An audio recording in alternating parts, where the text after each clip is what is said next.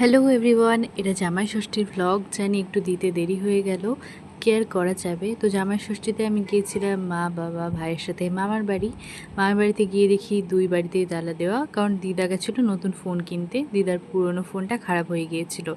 অনেকক্ষণ ওয়েট করার পর তারপর দিদা এসছে। আর এই গরুটাকে দেখো, এই গরুটাকে আমরা বলি আমল দুধের গরু, কারণ অনেকটা ওই রকমই দেখতে। ও একদম ঘরের মধ্যেই চলে এসেছিলো আর কি। দেখো কি কিউট না দেখতে। এরপরে আমরা সব ভাই বোনগুলো এক জায়গায় হয়ে প্রচুর হই হুল্লোড় মজা করছিলাম। আর এখন চলে যাচ্ছি একটু বিকেল হতে আমার এক পিসির বাড়ি। মা বাড়ি থেকে খুব একটা দূরে নয়, তাই আমরা চারজন মিলে, ও আর সাথে আমার মাসির ছেলে ভাইও ছিল। তো চলে যাচ্ছে ওই পিসির বাড়িতে গিয়ে। আর দেখো, এটা হচ্ছে ওই বাড়ির ভাই, মানে ওই পিসির ছেলে। ও লজ্জা পাচ্ছিল ভিডিও করছিলাম তাই। যাই হোক, পিসির বাড়ি থেকে ঘুরে এবার মামার বাড়িতে চলে যাচ্ছি। মামার বাড়িতে গিয়ে মা বানাচ্ছে গরম গরম চিকেন কষা।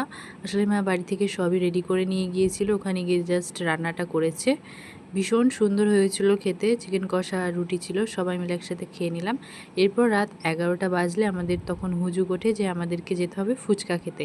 এবার ফুচকাওয়ালা আসবে মামা বাড়ির সামনেই, মামা ফোন করেছিল, কিন্তু দেরি হচ্ছিল বলে আমরাই চলে গিয়েছিলাম। তারপরে ফুচকাওয়ালা মামার বাড়ির সামনেই চলে এসেছিল। আস্তে আস্তে প্রায় 12টার কাছাকাছি বেজে গেছিলো।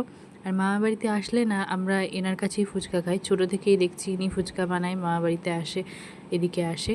আর খুব ভালো ফুচকা বানায়। তো আমরা ভিডিও করছিলাম বলে উনি খুব হাসছিল আর বলছিল আমার দোকানের নামটাও দেখাও, তাই একটুখানি দেখিয়েও দিলাম। তো খুবই ভালো বানায় ফুচকা, মানে ছোটো থেকেই আমি এনার কাছে ফুচকা খাচ্ছি। আর রাত 12টা পর্যন্ত ইনি ফুচকা বিক্রি করে এবং প্রচুর ভিড় হয় এনার দোকানে। যাই হোক, এবার আমি ফুচকা খাচ্ছি আর সবাই প্রচুর হাসাহাসি করছিলাম এখানে, আমি ভাই দিদি সবাই মিলেছিলাম। এরপর ঘরে গিয়ে আবার দিদার সাথে একটু গল্প গুজব করার পর ঘুমিয়ে পড়লাম। আজকের মতো এটুকুই, দেখা হচ্ছে নেক্সট ভিডিওতে।